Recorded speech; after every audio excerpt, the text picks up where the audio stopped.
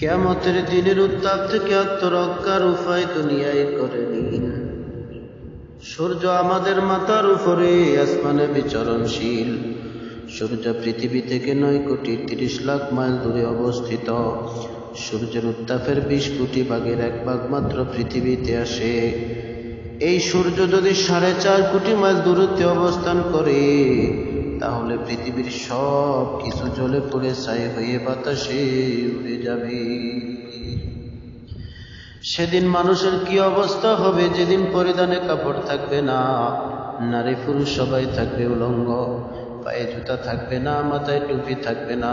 সূর্য 9,30,00,000 mile দূরে নয়, 4.5 কোটি মাইল দূরে নয়, 2 কোটি মাইল দূরে নয়, 1 কোটি মাইল দূরে নয়, 50 লাখ মাইল দূরে নয়, 50,000 মাইল দূরে নয়, 5,000 মাইল দূরে নয়, 500 মাইল দূরে নয়, 50 মাইল দূরেও নয়, 1 মাইল দূরে অবস্থান করবে। আমার ভাইরা, আমি আপনাদের নিকট ভিক্ষুকের মতো আবেদন জানাচ্ছি, হাত জোর করে বলছি, নিজের সঙ্গে নিজের শত্রুতা করবেন না, তওবা করুন, মহান আল্লাহর আনুগত্যের পথে ফিরে আসুন।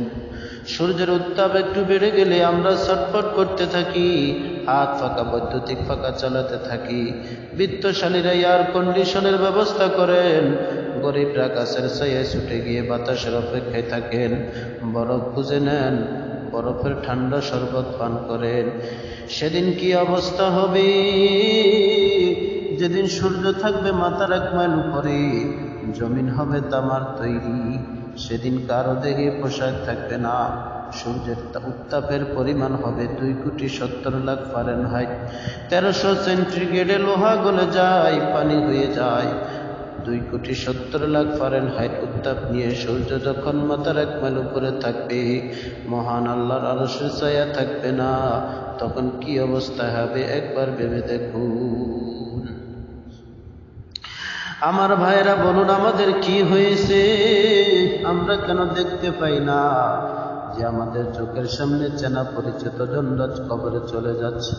কবর দেওয়ার কিছুদিনের মধ্যে মৃত ব্যক্তিকে তার আত্মীয় স্বজন যে ভুলে যায়, এটা কি আমরা দেখতে পাচ্ছি না?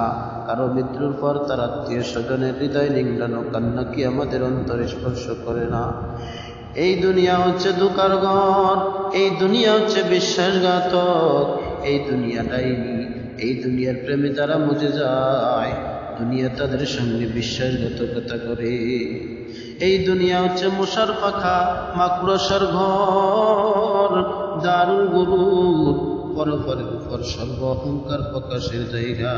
এখানে একটি ঘর নিয়ে 2 ভাই ঝগড়া করে, মারামারি করে, তারপর 2 জন কবরে চলে যায়, ঘর পড়ে থাকি। এখানে একটি দোকানি বসে ওজনে কম দেয়, মিথ্যা কথা বলে, মুনাফা করে, তারপর দোকান পড়ে থাকে, দোকানি কবরে চলে যায়।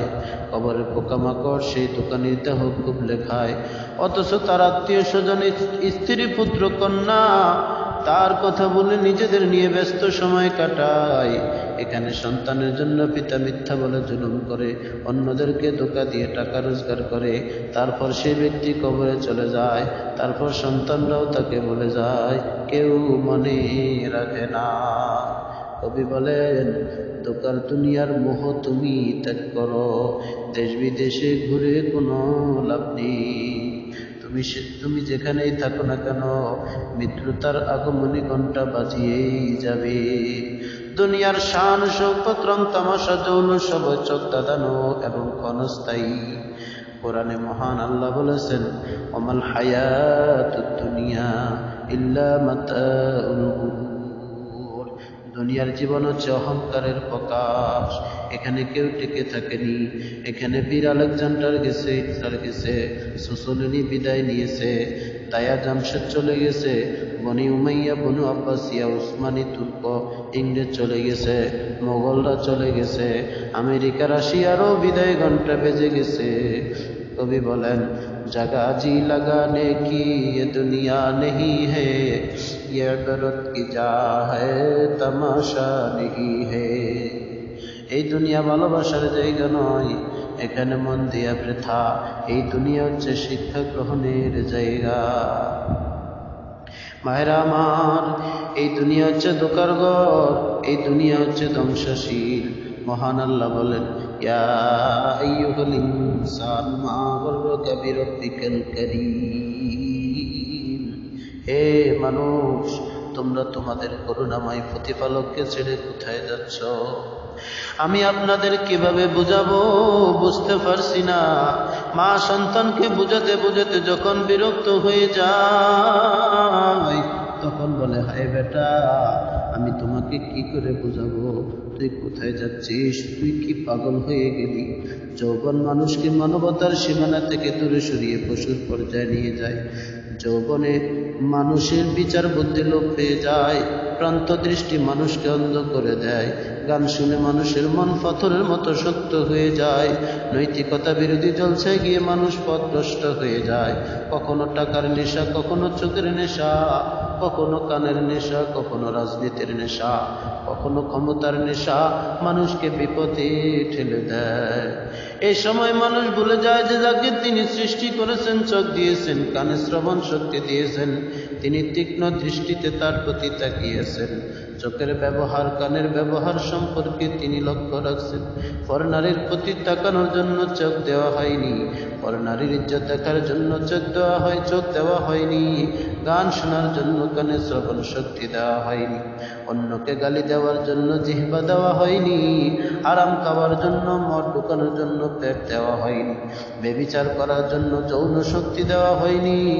কোরআনে 2 বার মহান আল্লাহ বলেন, ইয়া আইয়ুহাল ইনসান বলে সমগ্র মানুষ জাতিকে সম্বোধন করেন, সমগ্র মানব জাতিকে সম্বোধন করেছেন।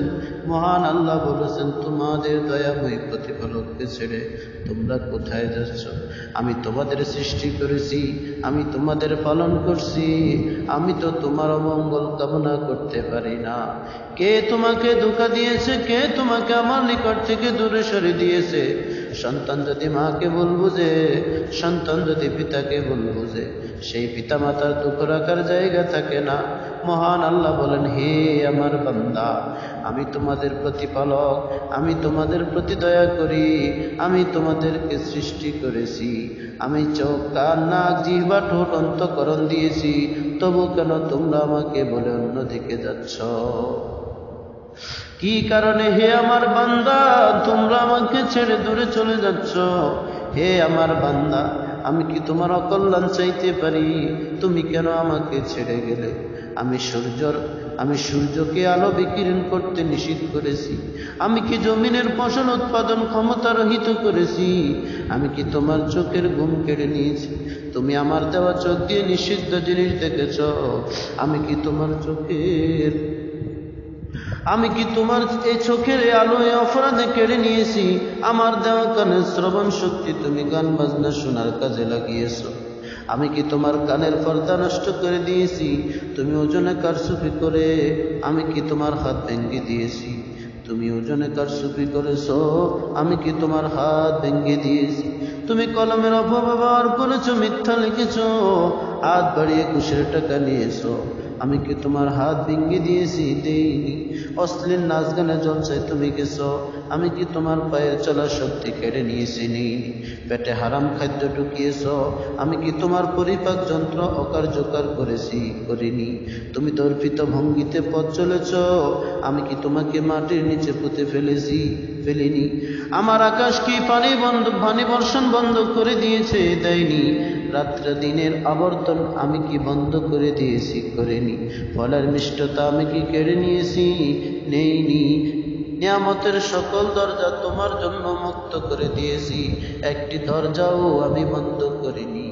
তবু কেন তুমি আমার নিকট দূরে সরে গেলে?